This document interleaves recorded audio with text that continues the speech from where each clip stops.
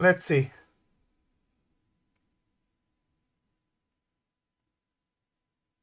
Yeah. So remember, we had the cannon. I mean, forget the image. It doesn't go with what we are building, no? But it just does the job. We have the cannon, which I should be able to move left and right somehow. Yeah, it moves. And these are the 4 levels, like old school coder has, of the sprites. Now I want to replace these with bobs, to be fair.